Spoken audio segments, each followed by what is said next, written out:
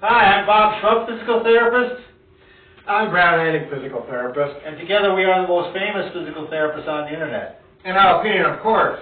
Bob, we're talking about safety.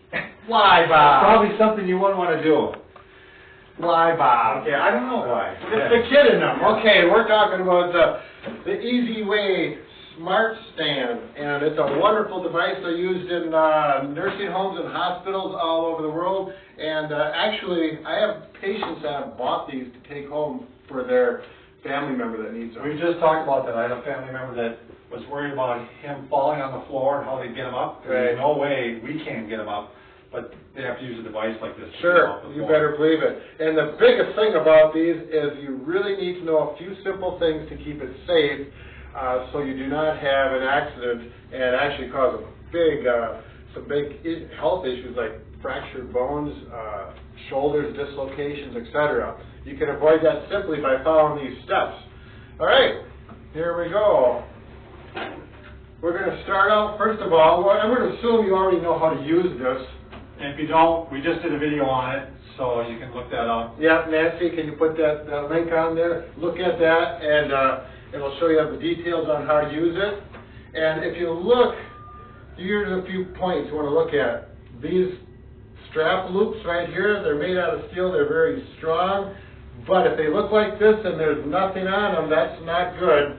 Right over here, zoom in over here, Nancy, I want you to see. When they come new, they have a nice spring-loaded clip right here.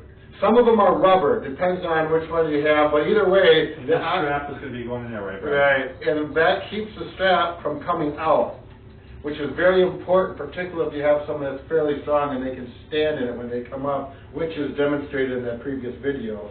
So we're going to take that off of there. So on this one, it is not there, and it is very easy for that just to slip off. Right. In fact, it happened to us last time we were doing this. Right, yeah. So you can call Easy Stand, the 800 numbers right on their tag, and they're Easy Way, and they will be happy to ship. You should have some spares, actually. You know, make sure you order more than one. Get about 10 of them or whatever. Now these are can handle weights up to 5. This one's 500, 800, and what else is it, Brad? It's 400, 500, and 800, and if you look right down here, it'll tell you the weight capacity. So this one's 500. This one is rated for 500 pounds, and that's Okay. the weight of the person that you're lifting, not the person using it. Okay. We have a sense of humor sometimes. It's not good, but it's there. It's hard to find it. Okay, next thing is The battery level. the battery level, right. And the way you can check out, and the reason you want to have a good battery level, and I've had this happen to me, you get the person halfway up, they're weak, they don't have a lot of strength, and you want to get them to the next chair quickly, and the battery runs out. It's not a good situation, so when you turn it on, the battery level here goes over to full, and the arrow shows when it's getting low. To change the battery, it's extremely simple. You're going to have a spare already charged. It comes with 2 batteries? Yep, it comes with 2 batteries, and you can easily order more if you want to have a third one or whatever. If you have a number of these in the facility, they always have a number of them. And if the power goes out, it just stops right where it is? Yeah. It won't go up, it won't go down? Right. You can't even take it down? You can if you use this device, which we'll get into, Okay. to let it down. Sounds good. You want to avoid that.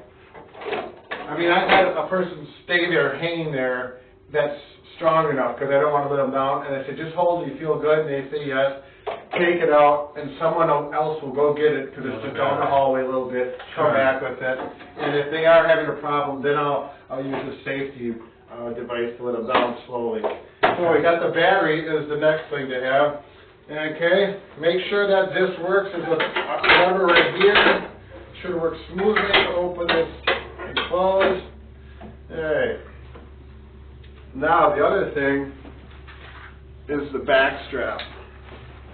This will be going around their back, that hooks into here.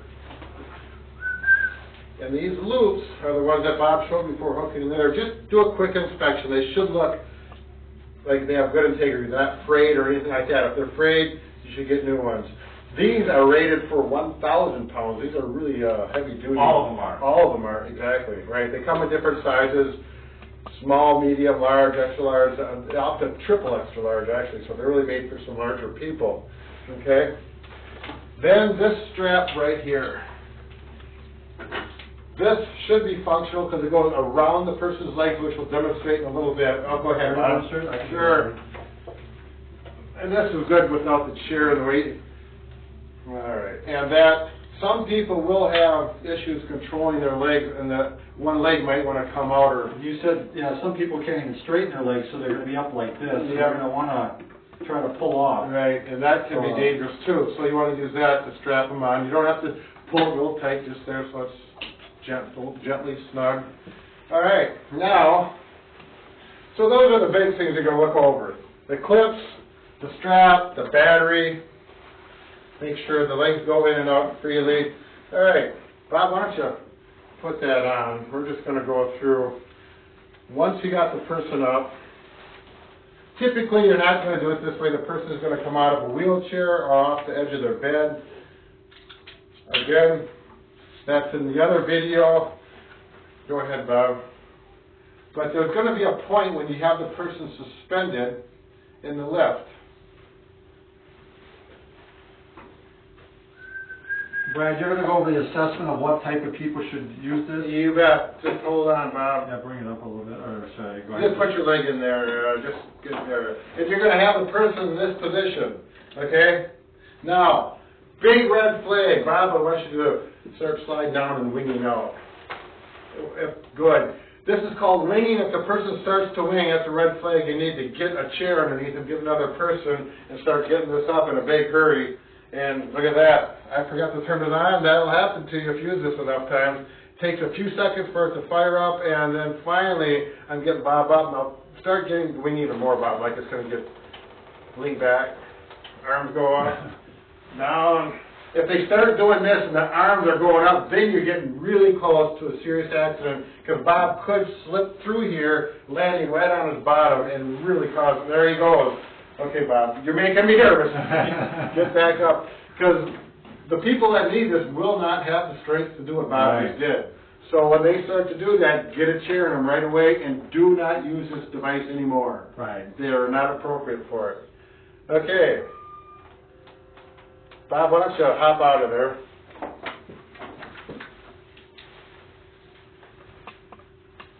And have a seat in the chair.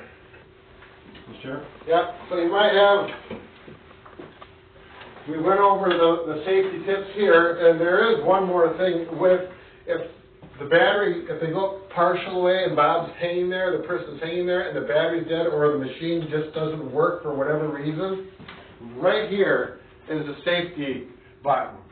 You put your finger in here, and you pull up on it, and it will release the person down slowly. Okay, I'm not going to do it because I don't want to reset it. I've never had to do that yet, but it's there, and if you need it, the person's stuck, make sure there's a chair or something underneath them, and pull it up and let them down. Okay? All right. All the safety buttons are in red, aren't they? Yes, everything is in red. Oh, if you want to turn it off quickly, just forget about the palm switch on top. It's a palm switch because you hit it with your palm just like that, turns the power off and stops it right there. It will not operate, however. If you wanted to turn it clockwise, come up, and it goes back to full power engaged. And that's just to turn it off if you want to turn it off just like that. Palm switch because you can hit it hard. That's what they're made for. Okay.